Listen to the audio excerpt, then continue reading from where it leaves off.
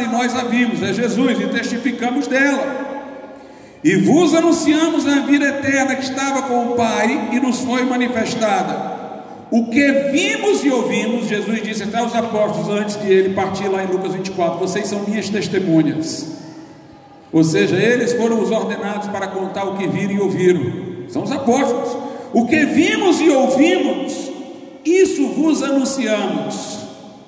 Ou seja, o que a gente recebeu do Senhor também entrega para vocês, para que também tenhais comunhão conosco. E a nossa comunhão é com o Pai e com o seu Filho Jesus Cristo. Note, João está dizendo: o que nós ouvimos, vimos, nós pregamos a vocês, e nós pregamos para que vocês tenham comunhão conosco, e comunhão conosco é comunhão com Deus. Ou seja, comunhão com a palavra de Deus, com a mensagem apostólica, é comunhão com Deus. Agora leia o versículo 4: estas coisas vos escrevemos. Note a ordem: o que vimos e ouvimos de Jesus, vos anunciamos, a pregação oral, e o que nós anunciamos a vocês, nós escrevemos. Ou seja, para a geração futura ficaria escrito. E ele ainda diz assim: estas coisas nós escrevemos para que o vosso gozo se cumpra, quer dizer, seja completo. Então tudo seria escrito. O que nós vimos e ouvimos de Jesus, nós anunciamos para vocês. O que anunciamos, nós escrevemos, principalmente para a geração futura. E vamos escrever de uma forma que a satisfação de vocês seja plena. Ou seja, vamos escrever tudo o que é preciso. É claro demais, irmãos. Então, João está dizendo: quem nos ouve, ouve este livro, é de Deus. Se não nos ouve, não é de Deus. A Bíblia é a nossa única regra de fé e de prática. Vejamos outros versículos que nos auxiliarão. Eu poderia mencionar o que João diz no seu Evangelho, né? Ele diz até que Jesus fez muitas outras coisas além daquelas que ele mencionou, mas ele diz: as que eu escrevi para que creais que Jesus é o Filho de Deus, e para que crendo tenhais vida em seu nome. É como quem diz: ele fez muitas outras coisas, mas registrar não acrescenta nada. Isso aqui que eu coloquei é o suficiente, é o bastante para a vossa fé, é o suficiente. Aqui em 1 João 5,13, note o que ele diz: estas coisas vos escrevi para que saibais que tendes a vida eterna, e para que creais no nome do Filho de Deus. A Bíblia foi escrita, o Novo Testamento foi escrito para que o homem possa crer em Jesus e saber se é salvo ou não. Foi escrito. A palavra dele aqui é: estas coisas vos escrevi para que saibais que tendes a vida eterna. Nós só vamos saber, nós só vamos entender através do que está escrito. Do que está escrito. Logo, quando ele diz: quem é de Deus, ouve-nos, ouve aquilo que está escrito. Veja alguns outros versículos agora. 1 Coríntios. Lá na igreja de Corinto, os gnósticos também chegaram. Tanto que Paulo tem um capítulo inteiro da carta, o capítulo 15, para defender a ressurreição física de Jesus e a nossa. E os gnósticos, quando chegaram lá, irmãos, introduziram a mentalidade grega. Os gregos, eles gostavam de formar escolas filosóficas. Tinha a escola de Platão, que era a academia, tinha a escola de Aristóteles, que era o Ateneu, tinha a de Epicureu, dos estoicos. Eles gostavam de fazer isso aí. E aí esses gnósticos chegaram cheios dessa vaidade grega e resolveram criar escolas dentro da igreja, grupos de pensamento. Aí um dizia: eu sou de Paulo, o meu mentor é Paulo. Outro: eu sou de Pedro. Outro: eu sou de Apolo. Tem gente que lê esse texto aí e pensa que era rixa. Era um grupo aqui com rixa com outro. Não, era vaidade. Era para cada um dizer: eu tenho a minha escola aqui dentro. Era um espírito acadêmico entrando dentro da igreja. Meus irmãos, é outra coisa com a qual nós temos que nos preocupar: é a entrada do espírito acadêmico. Não perca o culto da comune em março, a simplicidade cristã e a filosofia. nós vamos falar disso. Você vai falar aí com um católico mais conservador, você só ouve filosofia. Tem Bíblia não, irmãos. É Tomás de Aquino, substância, acidente, não sei o que mais lá e tal. Eu acho isso ótimo para filosofia, eu gosto de filosofia, mas filosofia no seu lugar, Bíblia é Bíblia. Aristóteles era atacado veementemente por Lutero. A Igreja Católica disse que Lutero era hostil à filosofia, mas Lutero respondeu que não. Lutero disse: eu não tenho nada contra Aristóteles, filósofo, mas não venham fazer desse homem pagão que viveu antes do cristianismo um teólogo cristão, que não aceito não. Não venham misturar não. Aí se formam as escolas em torno de filósofos para falar bonito. Meu irmão, eu quero saber do que está escrito, meu irmão. Eu quero saber do que está escrito. Filosofia é boa no seu lugar, mas na esfera da fé o que vale é o que está escrito. Jesus, quando enfrenta Satanás, só cita versículo, não dá nem interpretação. Se espera que Jesus ali dê uma lição de filosofia. Jesus é só: está escrito, está escrito. E veja aí o que Paulo diz, 1 Coríntios 4, versículo 6: e eu, irmãos, apliquei essas coisas por semelhança a mim e a Apolo, por amor de vós, para que em nós aprendais a não ir além do que está escrito, não vos ensoberbecendo a favor de um contra o outro. Sabe por que ele diz isso? Porque tinha uns que diziam o seguinte: além do que está escrito, eu tenho esses conhecimentos extras aqui, eu tenho um conhecimento dessa filosofia aqui. O outro diz: além do que está escrito, eu tenho conhecimento disso aqui. Além do que está escrito, eu tenho conhecimento disso aqui. Paulo diz: parem de se ensoberbecer um contra o outro por coisas que estão além do que está escrito. Permaneçam no que está escrito. Aprendam comigo e Apolo a não ir além do que está escrito, arranjando motivo para a soberba de um em relação ao outro, dizendo que você conhece sua Bíblia, mas eu conheço a Bíblia e conheço isso. Pare com isso. No terreno da fé é o que está escrito. Veja o que Paulo diz na primeira carta aos Coríntios, capítulo de número 14. 1 aos Coríntios 14, versículo de número 29, primeiramente, diz assim: e falem 2 ou 3 profetas, e os outros julguem. Como é que os outros iam julgar, irmãos, os profetas? Através da palavra de Deus. Lá na carta aos Tessalonicenses, no capítulo 5, também Paulo vai dizer: examinai tudo, retende o que é bom. Examinar como? Como é que se examina? É só ver Jesus falar: vós examinais as escrituras, porque julgais ter nelas a vida eterna, e são elas que de mim testificam. Os de Bereia eram mais nobres do que os de Tessalônica, porque não apenas receberam a palavra de bom grado, diz lá em Atos, mas examinavam todos os dias nas escrituras para saber se as coisas eram assim.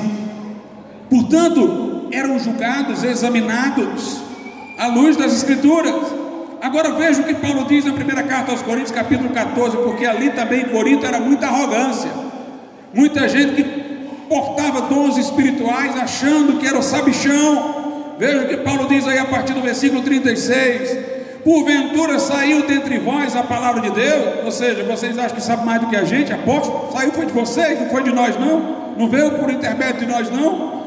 Ou veio ela somente para vós? Ou vocês receberam sem que fosse pela nossa mediação? Veio direto do céu para vocês se sentirem orgulhosos desse jeito? Aí olha o que ele diz, fala com ironia, mas fala a verdade: se alguém cuida ser profeta ou espiritual, reconheça que as coisas que vos escrevo são mandamentos do Senhor. Mas se alguém ignora isso, ignore. Paulo está dizendo: se vocês são profeta ou espiritual, vocês vão reconhecer que o que estamos escrevendo, o Novo Testamento, essa epístola, vocês vão reconhecer que é de Deus. Se alguém de fato é uma pessoa espiritual, se é um profeta de Deus, vai reconhecer a Escritura, vai reconhecer a Escritura Sagrada. Vejamos, irmãos, a força da Escritura, lá na segunda carta de Paulo aos Tessalonicenses. Segunda carta aos Tessalonicenses, capítulo de número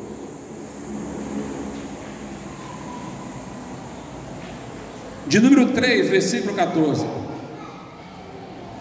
Mas se alguém não obedecer a nossa palavra, por esta carta, notai o tal, e não vos mistureis com ele, para que se envergonhe. Paulo está dizendo que quem não obedecer a essa carta, a palavra, ao escrito, deve ser disciplinado. Veja a autoridade da escritura. Se não atender à escritura, deve ser disciplinado. Meus irmãos, a igreja primitiva, desde aquela época, na medida que os livros do Novo Testamento tenham sido escritos, já reconheciam a autoridade desses livros. É só observar. João, quando escreve o seu evangelho, diz: o meu testemunho é verdadeiro. João diz: isto foi escrito para que creais que Jesus é o Filho de Deus e crendo tenhais vida em seu nome. O apóstolo Paulo diz: fiel esta palavra, digna de toda aceitação. Paulo disse: se alguém aqui não obedecer a palavra que está nessa carta, seja disciplinado. As cartas de Paulo eram lidas no culto naquela época. Paulo diz: olha, a carta que eu mandei para vocês, leia, mandem para outra igreja para ler lá, e a de lá tragam para cá para lerem aqui. As cartas de Paulo eram lidas no culto como escritura. Pedro diz que há pontos difíceis em algumas partes das cartas de Paulo que os indoutos torcem como o restante das outras escrituras. Então ele chama as cartas de Paulo de escrituras. João, que diz que Jesus apareceu para ele e disse: escreve, ele sabia que o que estava escrevendo era inspirado. Lá no final do Apocalipse, ele diz: quem tirar daqui será tirado sua parte da árvore da vida, quem acrescentar ao texto serão acrescentadas as pragas de que fala. Ele sabia que estava falando de maneira inspirada a palavra de Deus. Mas a igreja romana tenta nos enganar, irmãos. Com 2 aos Tessalonicenses 2, versículo de número 15, veja o que diz aí: então, irmãos, estai firmes e retende as tradições que vos foram ensinadas, seja por palavra, seja por epístola nossa. Alguns dizem: está vendo? Paulo diz para guardar as tradições, e tem dois tipos: pela epístola, quer dizer escrita, e pela palavra, tradição oral. Está vendo? Tem a Bíblia e tem a tradição oral, a palavra falada, não escrita. Antes de eu explicar esse versículo, irmãos, vamos mostrar que ele nunca poderia ser a tradição de que fala a igreja católica. Primeiro, ele está dizendo a uma igreja que guarde diretamente o que ele disse para ela, o que ele falou para ela. Na tradição católica é você guardar o que foi dito por um ancestral, o que foi dito para o outro, o que foi dito para o outro. Ele está mandando guardar o que ele falou diretamente para aquela igreja, não o que alguém disse que ele disse. Ele está mandando guardar o que eles ouviram diretamente, porque o que alguém disse que o outro disse, normalmente vai se deturpando no tempo. É guardar diretamente, aquela igreja guardar o que ele falou, primeira coisa. Segunda coisa, ele não está orientando aquela igreja a guardar aquela tradição para a geração seguinte. Está mandando que ela guarde a palavra que ouviu dele, Paulo. Não está dando a eles uma preocupação de guardar aquilo ali para dizer para a próxima geração, para dizer para outra. Se fosse ali uma tradição do sentido católico, ele ia dizer o seguinte: olha, isso que eu estou dizendo para vocês, digam à geração seguinte. Ele não está comandando para que suas palavras sejam levadas à geração seguinte. Ele está mandando aquela igreja que ouviu dele diretamente guardar o que ouviu. Segundo, para a igreja católica, a tradição oral foi alguma coisa que Jesus disse para os bispos, não para o povo da igreja.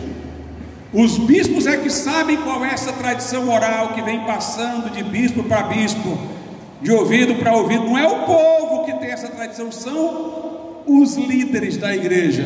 Mas Paulo não está falando aqui com o bispo nem com o diácono, está falando com a comunidade, com a igreja. Guardem a palavra que eu estou dando para vocês. Então, de logo, não tem nada a ver com tradição católica. Mas o texto foi mal compreendido pelos católicos. Paulo não está dizendo para aqueles irmãos guardarem duas tradições complementares, uma que foi escrita e outra que foi falada. Ele está dizendo o seguinte: guardem as tradições que vocês ouviram de duas formas, as mesmas. Vocês ouviram escrita e vocês ouviram falada. É isso que ele está querendo dizer.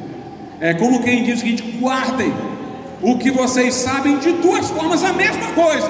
Vocês sabem de forma escrita, porque eu escrevi para vocês, e vocês sabem de forma falada, porque eu preguei para vocês. Não é uma escrita e outra falada, é a mesma. É como se eu dissesse o seguinte: irmãos, guarde o que está na Bíblia e que eu tenho pregado para vocês. O que eu tenho pregado para vocês é o que está na Bíblia. É querendo dizer que aquela igreja recebeu a palavra das duas formas, a mesma palavra, de forma escrita e através daquilo que Paulo disse presencialmente. Portanto, nada a ver com essa ideia de uma tradição complementar. Em Isaías capítulo de número 8, veja o que a Escritura diz. E aqui vale para os espíritas acima de tudo. Isaías capítulo de número 8,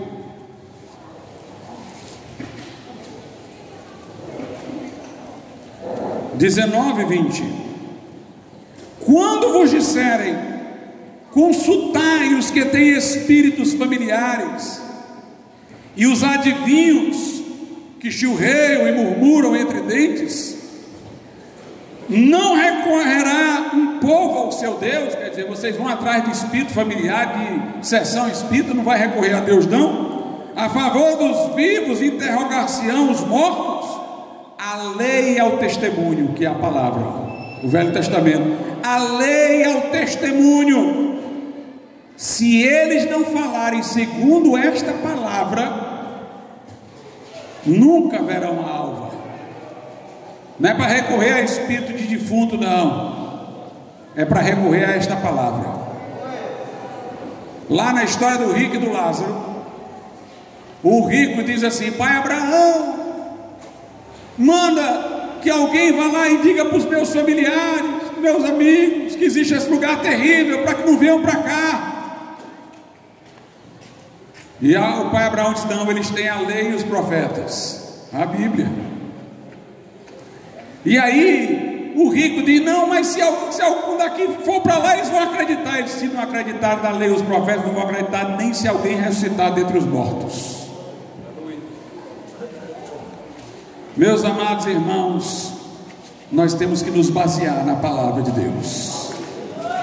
O diabo deturpa as Escrituras. O diabo é inimigo deste livro. A Bíblia diz que o diabo cega o entendimento dos incrédulos, para que não lhes resplandeça a luz do Evangelho de Cristo, qual é a imagem de Deus. Na parábola do semeador, a semente que cai no meio do caminho e as aves do céu levam, Jesus diz, é a palavra que entra no coração do homem, mas depois vem Satanás e retira. O diabo é inimigo desta palavra. O diabo deturpou a palavra lá para Jesus na tentação. Ele disse: salta daqui que os anjos vão te segurar. Está escrito que eles vão te segurar para que não tropece em alguma pedra. Ora, a palavra dizia que se ele tropeçasse, os anjos segurariam, mas não dizia que Jesus deveria se suicidar, tentar suicídio, pular, para desafiar a Deus, para pô-lo à prova. Não é salta daqui como uma tentativa de suicídio que Deus iria interromper. Jesus disse: está escrito, não tentarás o Senhor teu Deus. Mas ele deturpa a palavra. Deus disse a Adão: no dia que comeres dessa árvore, certamente morrereis. E aí o diabo chega e diz: foi assim que Deus disse, no dia que comer vou morrer. Morre não, vocês vão ser igual a Deus. Ele antagoniza, irmãos, a palavra de Deus. Ele é inimigo da palavra de Deus. A igreja primitiva sofreu duas grandes ameaças, que de certa maneira permanecem até hoje. Uma foi a ameaça dos judaizantes. Os judaizantes eram pessoas que queriam misturar a fé cristã com as tradições judaicas. Era uma mistura de religião judaica com cristã. Sabe o que é que eles chamavam a atenção? É porque eles eram litúrgicos. Eles eram muito litúrgicos, eles tinham um calendário religioso o ano todo, parecia muito organizado. Tinha Páscoa, Pentecoste, igual a igreja romana tem. Paulo diz aos Gálatas: eu temo que haja trabalhado em vão entre vocês, porque eles estavam seduzidos pela heresia judaizante. Ele diz: porque vocês guardam dia, meses e anos. Paulo diz aos Colossenses: ninguém vos julgue por luas novas, sábados, que eram as festividades judaicas. Tem muita gente, irmãos, que é iludida pelo modo judaizante de fé que ainda existe hoje. Eu gosto de liturgia, eu gosto daquela coisa ali do catolicismo, daquela liturgia, daquela coisa toda. Judaizante. E os gnósticos, irmãos, também foram outro grande desafio. Existia duas versões do gnosticismo. Como eles diziam que o corpo não fazia parte de nós, tinha uma visão ascética e uma libertina. Os ascéticos diziam o seguinte: o corpo é o cativeiro da alma, então vamos açoitá-lo. Foram os precursores dos monges que colocam pedra nos sapatos, cinto de silício e que se chicoteiam.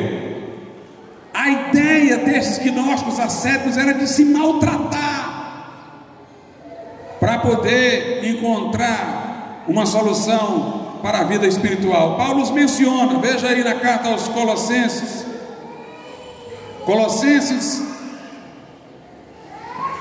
capítulo de número 2,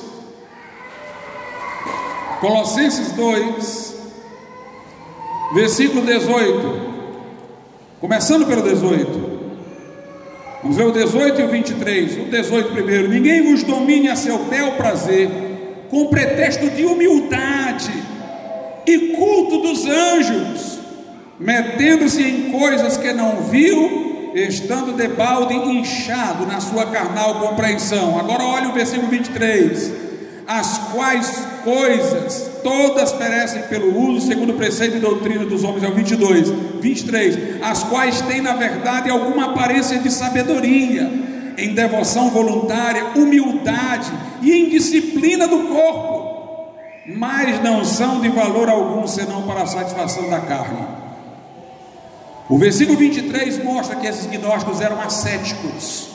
Aqui diz que o que eles faziam tinha uma certa aparência de sabedoria, chicotear o corpo, maltratar o corpo para se penitenciar. Parecia uma devoção voluntária. Eu escolho não comer carne, eu escolho vestir a mesma roupa todo dia, eu escolho botar um cinto aqui para me ferir. Parecia uma devoção voluntária, querem se castigar. Humildade, parecia humildade. Ele é tão humilde que ele bota o negócio aí para ferir ele. Indisciplina do corpo, ou seja, severidade para com o corpo. Mas isso não tem valor nenhum. A carnalidade está lá do mesmo jeito. Pode maltratar o corpo, chicotear, que a natureza caída, corrupta, está lá dentro do mesmo jeito. Agora o versículo 18 é interessante. Note: ninguém vos domine a seu bel prazer com pretexto de humildade e culto dos anjos. Meus irmãos, aqui é uma coisa interessante, porque veja bem, o que é que os gnósticos diziam? Os gnósticos diziam que tinha o Uno, que era o ser maior, e dele por emanação viriam os outros seres. Jesus seria uma primeira emanação, depois viriam os anjos, depois viriam os homens, depois viriam os animais. Era uma sucessão de emanações. Nós estávamos no nível inferior, porque a gente estava aprisionado no corpo, que era inferior. Então os gnósticos diziam: não seja orgulhoso, você não pode bater diretamente em Deus. Você desceu numa escada, é como se fosse um rio correndo. A primeira correnteza é Jesus, a segunda correnteza é os anjos, depois é que vem você. Então você não chega lá direto. Você tem que cultuar os anjos que estão acima de você, para um dia você ser como anjo e cultuar Jesus, para depois você chegar até lá em cima. Você não pode chegar diretamente a Deus. Comece cultuando o que está no escalão de cima, os anjos. Parecia humildade, né? Quem é você para estar diante de Deus? Só me lembro aqui do padre Paulo Ricardo dizendo: protestante e orgulhoso, porque protestante quer chegar a Jesus direto. Quem somos nós para chegar a Jesus diretamente? A gente vai a Maria, a gente vai aos santos. Aparência de humildade, irmãos, uma aparência de humildade. Não é quem somos nós para chegar diretamente a Jesus, não, é que Jesus desceu para vir até nós. Não sou eu que vou subir a escadinha, não, foi Ele que desceu, meu irmão. Ele que desceu, o Filho do Homem que veio buscar e salvar o que se havia perdido.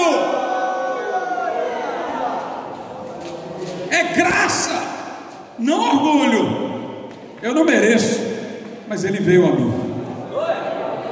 Mas a ideia deles parece que Jesus nunca veio a nós, está lá em cima. A gente precisa de um santo, precisa chegar alguém, senão é orgulho.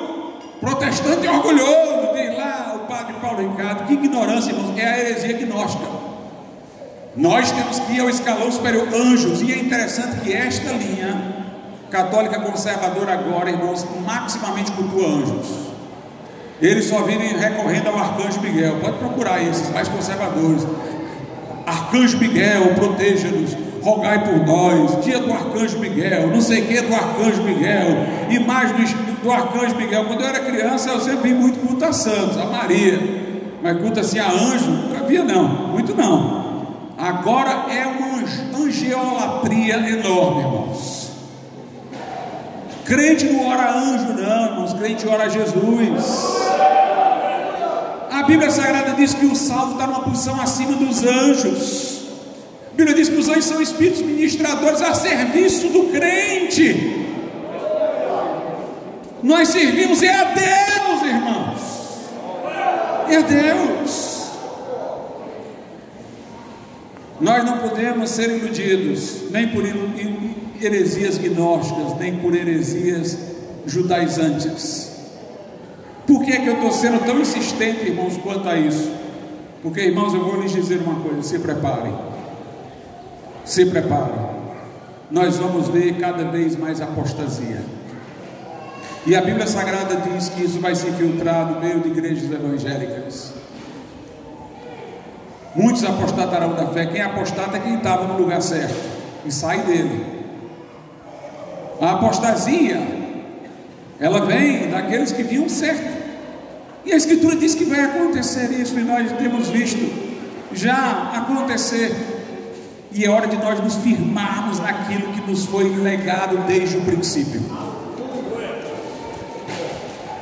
Há muita gente, irmãos, que amanhã poderá estar se confundindo, que amanhã pode estar olhando para trás e dizendo: não, eu era muito radical, não era assim, não era desse jeito.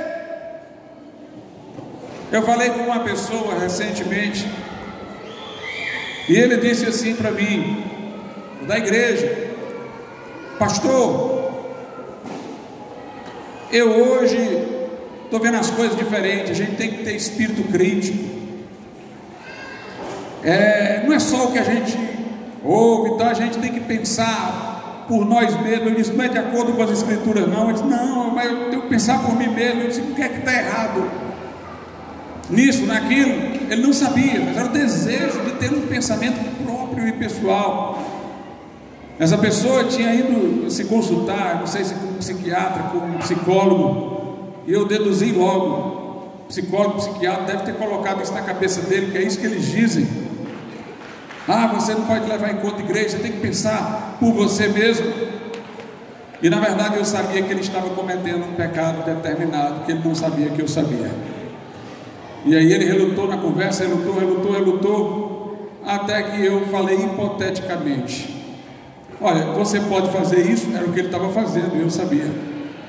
Você pode fazer isso e dizer que é um pensamento próprio, fazer essa coisa errada. Aí ele parou de relutar e calou, e não respondeu mais nada. Na verdade, irmãos, é o pecado que vai tirando a sensibilidade, enfraquecendo as convicções. Se você abrir a porta, o pecado engana. Irmãos, crente quando está frio espiritualmente, parece que ele não aprendeu nada para trás, dá uma amnésia. O diabo tem um poder enorme de amnésia. Não é à toa que Jesus diz: o Espírito Santo nos lembrará o que eu disse. Se depender da memória de vocês, vai-se embora. Você vê lá o povo de Israel, Deus fazia um grande milagre, e logo em seguida o povo estava resmungando. Era melhor ter ficado no Egito. Esqueceram que o mar se abriu, meu irmão, e eles passaram a pé enxuto. Lá no Egito a gente tinha o que comer. Esqueceram do maná. O diabo tem, irmãos, para aquele que esfria espiritualmente, uma ação de amnésia.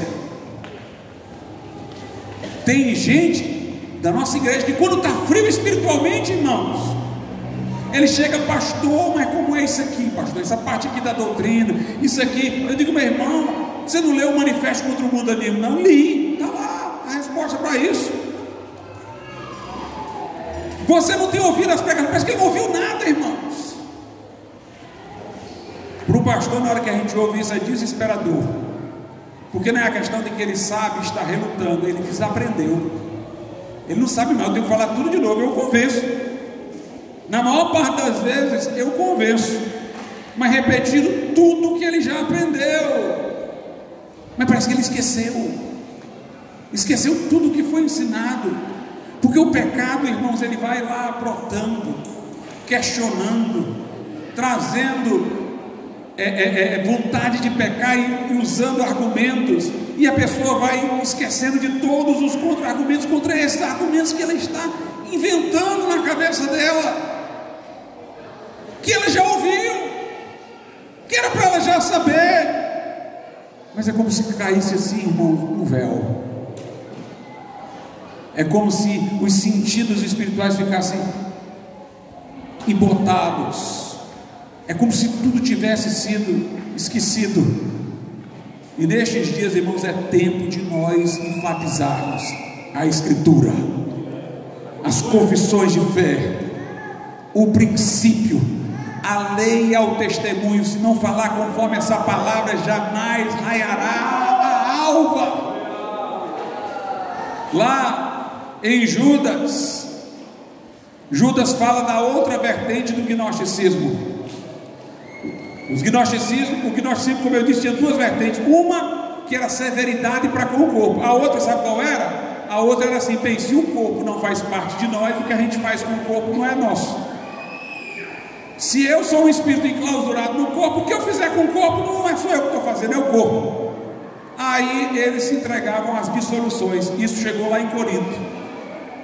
Lá em Corinto eles diziam o seguinte: o estômago foi feito para o alimento foi feito para o estômago, o corpo foi feito para a prostituição e a prostituição para o corpo. Aí Paulo replica: o estômago foi feito para o alimento para o estômago, e Deus vai um dia acabar tanto uma coisa como a outra, mas o corpo foi criado para Deus, o corpo é para o Senhor e o Senhor é para o corpo.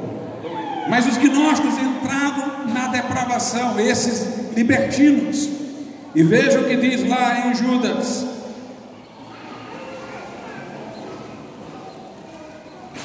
Tinha os da severidade, tinha os judaizantes litúrgicos e os gnósticos libertinos. Judas, que só tem um capítulo, versículo 3: amados, procurando eu escrever-vos com toda diligência acerca da comum salvação, tive por necessidade escrever-vos e exortar-vos a batalhar pela fé que uma vez foi dada aos santos. Não tem nada de desenvolvimento dos dogmas, irmãos. A fé foi dada uma vez, para sempre aos santos. Porque se introduziram alguns que já dantes estavam escritos para este mesmo juízo, homens ímpios, que convertem em dissolução a graça de Deus, que negam a Deus, o único dominador e Senhor nosso Jesus Cristo. Note, eles convertem a graça de Deus em dissolução. Pronto, fomos perdoados, podemos pecar. Com o corpo que fizermos não conta, porque já fomos salvos no Espírito.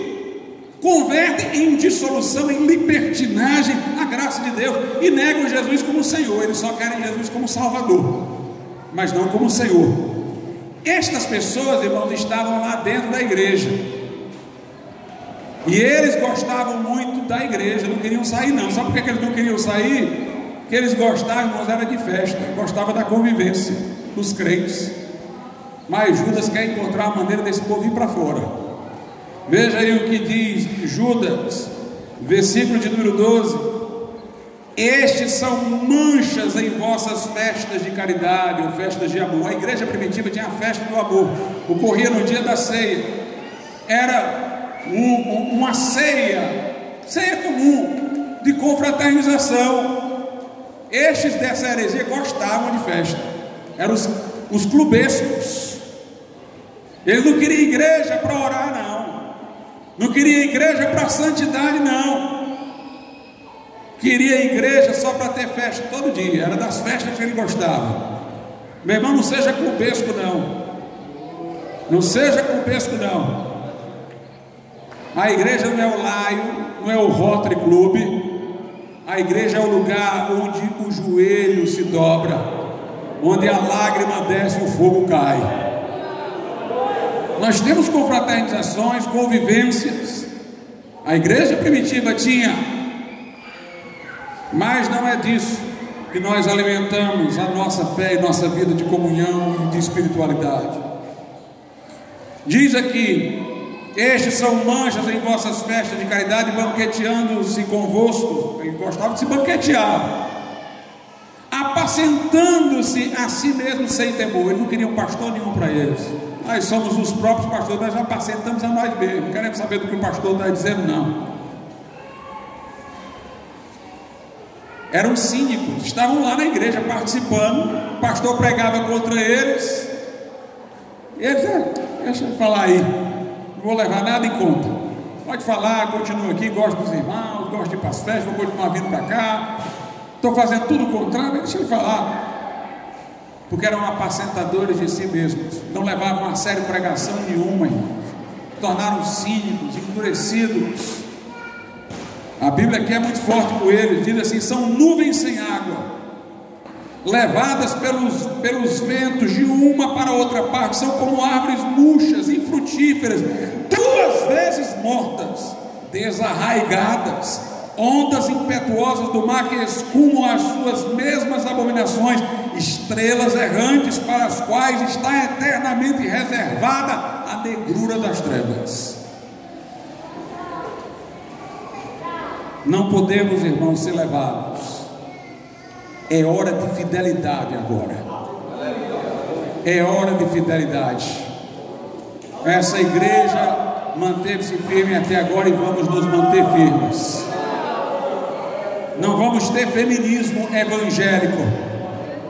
Ordenação de mulheres pastoras. As mulheres têm o seu lugar no corpo de Cristo, mas os pastores são ofícios para homens. Nós não teremos aqui rock evangélico, samba evangélico. Não teremos isso. Sabe por quê, irmãos? Porque a música que nós cantamos não é a música que agrada a nós, aos nossos baixos instintos, ao nosso desejo de ir para lá e para cá. Nossa música é aquela que agrada a Deus. Ela não se conforma com a nossa natureza, mas com a natureza de Deus. Eu não dou a alguém um presente segundo o meu gosto. Eu dou um presente a alguém segundo o gosto dele. Deus é Espírito. Adoramos a Deus em Espírito e em verdade. Deus é aquele diante de quem estremece céus e terra. Então não vai ser me rebolando que eu vou cantar para Ele. Eu vou cantar para Ele uma música, um hino condizente com a sua natureza soberana, poderosa, solene. Nós não vamos adaptar o nosso louvor, nós não vamos ordenar a mulher pastora, nós não vamos aceitar a sodomia, nós vamos manter a distinção dos trajes entre homem e mulher, nós vamos manter a simplicidade do vestuário. Não beberemos nem socialmente, meus irmãos. Não olhes para o vinho, nem olhe para ele quando se mostra vermelho e se escoa pelo copo. Diz lá em Provérbios, no final ele vai picar como a serpente. Nós vamos manter a nossa fidelidade. Vamos manter a nossa fidelidade. Esse é o destino dessa igreja, é a razão de ela existir, irmãos.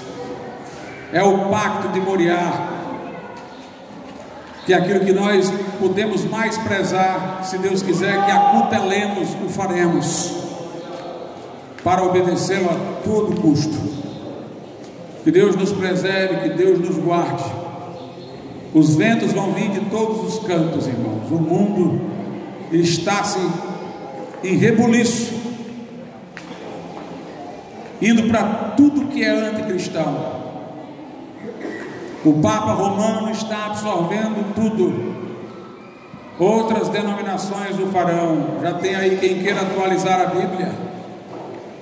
3 grandes figuras da história evangélica brasileira, grandes figuras mesmo, irmãos, que já foram influentes no movimento evangélico tradicional, Ricardo Gordinho Rodrigues, Caio Fábio, René Kevix, todos os três metidos a intelectuais, todos levados pela apostasia. E é porque a coisa ainda nem está fervendo contra o Evangelho. Mas o que eu quero dizer para os irmãos é: sejam firmes. Não vamos nos encantar com eloquência e talento humano sem fidelidade à Escritura. Provai os Espíritos se vem de Deus. Se houve este livro, é de Deus. Se não houve, não é de Deus. Que o vento venha, mas nossa casa edificada sobre a rocha se mantenha firme para a glória de Deus. Vamos orar ao Senhor nesse momento. Soberano e eterno Deus, nosso Pai, nós te louvamos, nós te agradecemos pela tua palavra, Senhor, pelo teu poder, pela tua unção, pelo teu Espírito entre nós. Que o Senhor, meu Deus, fale a corações agora. Que o Senhor vá além do que minhas palavras puderam ir. Que o Senhor chegue aos corações aqui presentes. Que o Senhor traga uma renovação espiritual, um despertamento, meu Deus. Que o Senhor lembre que a confissão é comprometimento, envolvimento, afeição, fidelidade, meu Deus. Que teu Espírito faça uma obra poderosa neste lugar agora. Eu te peço em nome de Jesus. Talvez haja pessoas aqui que digam assim: pastor, eu já fui convicto da verdade, mas minhas convicções têm perdido a força, eu tenho cambaleado, duvidado, e hoje eu estou descobrindo que é a tentação, que é um pecado que está me chamando, que está me balançando e atordoando a minha mente e trazendo dúvidas. Eu já não vejo como via antes gravidade deste pecado aqui, mas agora eu abri meus olhos. Eu quero me colocar diante de Deus.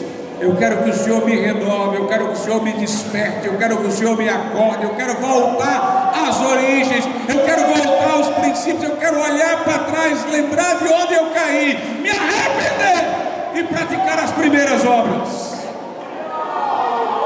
Se você quer isso para a sua vida, saia do seu lugar, venha aqui à frente e nós vamos orar por você. Você que precisa renovar, você que precisa voltar para o lugar de onde saiu e seguir crescente. Se Deus está falando ao seu coração, saia do seu lugar, venha aqui à frente em nome de Jesus.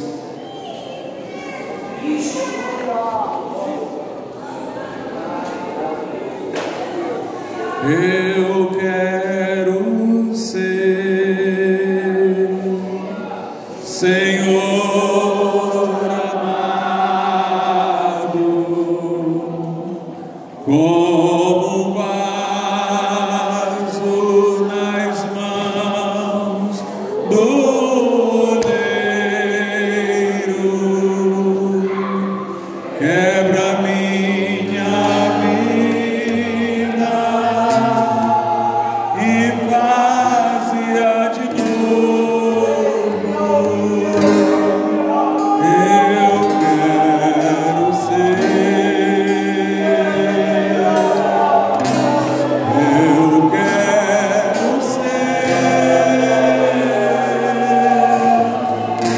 um vaso. Saia do seu lugar, venha se quebrantar diante do Senhor. Se Deus está falando com você, venha em nome de Jesus.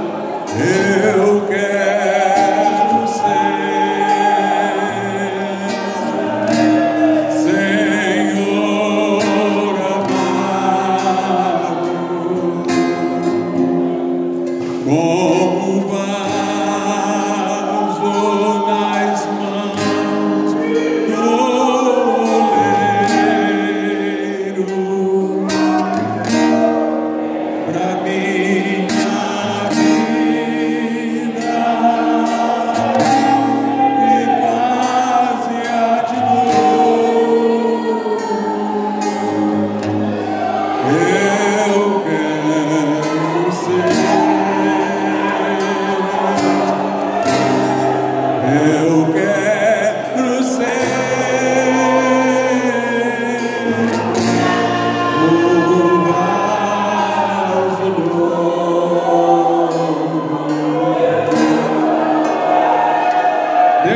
resiste ao soberbo, dá graça ao humilde. Se o meu povo que se chama pelo meu nome se humilhar e orar, se desviar dos seus maus caminhos, então eu ouvirei do céu, perdoarei os seus pecados e sararei a sua terra. É hora de renovação. É hora de renovação. Mas você tem que se curvar diante de Deus. Era a oração de Ivan Roberts no avivamento do país de Gales. Ele orava dizendo: Senhor, verga o teu povo, verga o teu povo, dobra o teu povo, dobra o teu povo. E aquele homem dizendo: verga, verga, verga, dobra, dobra, dobra. Chegou a hora que o povo se quebrou. E quando o povo se quebrou, a glória desceu. Endurecido não vai ter avivamento, mas se vergar, Deus vai operar gloriosamente entre nós. Vamos orar ao Senhor. Verga, meu irmão, dobra, minha irmã, para que Deus opere.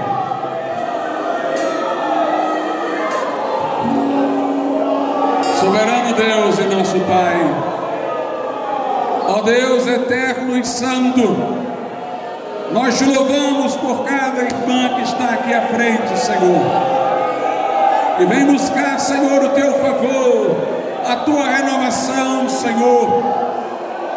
Eu te louvo, Senhor, porque são sempre aqueles que estão às vezes mais em santidade, que querem mais de ti. Oh meu Deus, eu te peço, meu Deus, que também a outros chegue o profundo desejo, Senhor, por mais e mais de ti.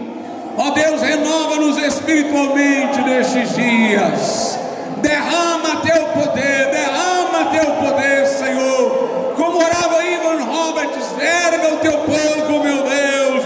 Curva o teu povo, meu Deus. Que o teu povo se humilhe diante de ti, da tua majestade.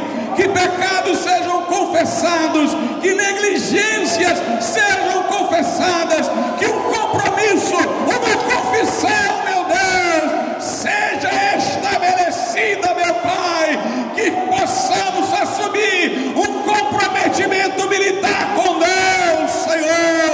Colocamos-nos na tua presença, sabemos que nossa confissão está ecoando junto ao Pai através do sumo sacerdote. Dá firmeza de fé, dá firmeza de convicção, enraiza em nós a tua palavra, Senhor. Não um coração quebrantado, um coração contrito. Livra-nos da consciência cauterizada, livra-nos dos sentidos espirituais embrutecidos, embotados. Dá discernimento, dá sensibilidade, dá ouvidos interiores para ouvir a tua voz, Senhor. Opera na tua igreja, traz santidade, meu Deus, traz convicção da gravidade do pecado, meu Pai, traz, meu Deus, crescimento espiritual, faz uma obra nova entre nós, prepara o caminho, Senhor, remove as pedras, prepara o caminho, Senhor, para um grande avivamento, meu Deus. Prepara o caminho, prepara o nosso coração, prepara, Senhor, e vem sobre nós. Envia o teu Espírito, a Deus, em nome de Jesus,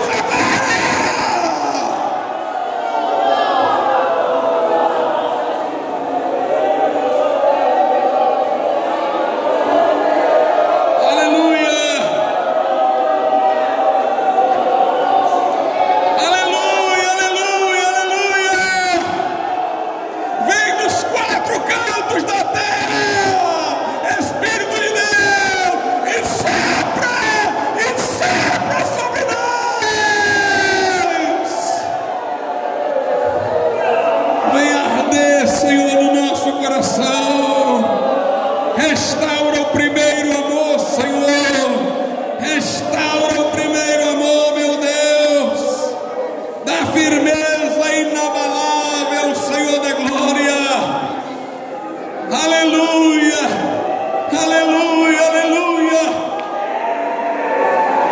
Aleluia, seja bendito o teu nome, ó Deus.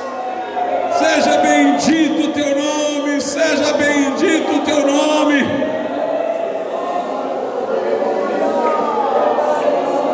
Aleluia.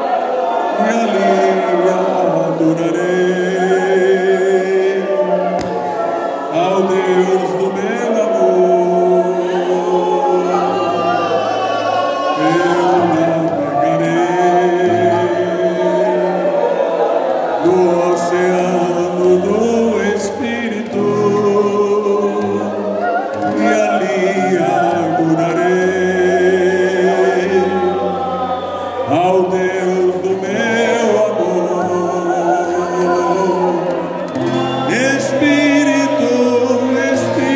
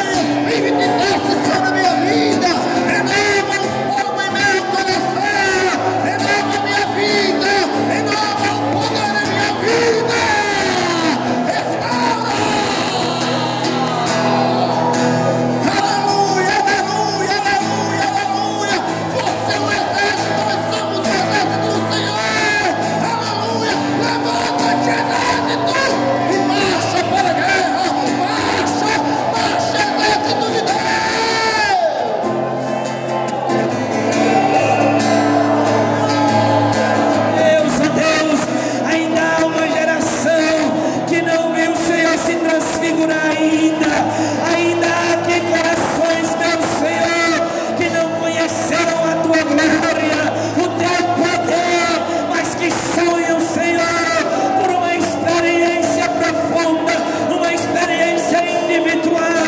Meu Senhor da glória, eu te rogo e te peço nesse momento, permita, Senhor amado, tocar no trono da graça, Senhor, permita esta juventude tocar no trono da graça.